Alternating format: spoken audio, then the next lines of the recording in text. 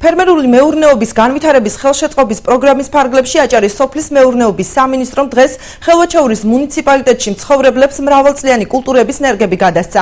პროგრამა თანადაფინანსებით ხორციელდება თითო ამერიკული ჯიშის ლურჯი მოცვის თითო ნერგში სამინისტრო ღირებულების 70% სიხდის, დანარჩენ 30-ს კი ფერმერი ფარავს, რაც 1 ლარსა და 65 თეთრს შეადგენს. პროგრამის ფარგლებში წელს რეგიონის 5-ვე მუნიციპალიტეტში 13,059 ძირი მოცვის ნერგის შემოტანაა გათვალისწინებული. სცენარებს ბათუმისთვის შემოერთებულ ტერიტორიაზე მცხოვრებლებიც მიიღებენ. პროგრამის განხორციელების მეორე ეტაპზე ფერმერების ხურმის, კაკლის და კივის ნერგებით უზრუნველყოფა იგეგმება.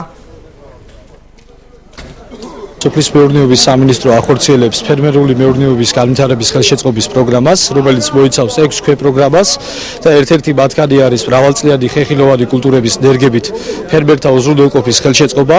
ეს პროგრამა დაიწყო გუშინ, ჩვენ ქობულეთის მუნიციპალიტეტში გადავეცით 1000 ძირი მოცვის ამერიკული ლურჯი მოცვის ნერგები, ქალაქ ბათუმზე მიერთებულ სოფლებზე გადავეცით 500 ძირის ნერგები, რაოდენობით ნერგები და დღესაც ვაგრძელებთ ამ პროგრამას და დღეს ხელვაჩაურის მუნიციპალიტეტში ხელვაჩაურის მუნიციპალიტეტის ფერმერებს გადაეცემათ აღნიშნული ქვეპროგრამის ფარგლებში 2000 ძირი ამერიკული ლურჯი მოცვის ნერგი. კარგია ეს მოცვის ნერგი და ძალიან მაინტერესებდა.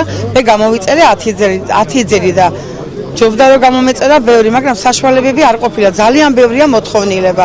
თვითონ მე დიაბეტი მაქვს, მინდა რომ ოჯახში დავრგო და მქონდეს ეს კარგი კულტურა.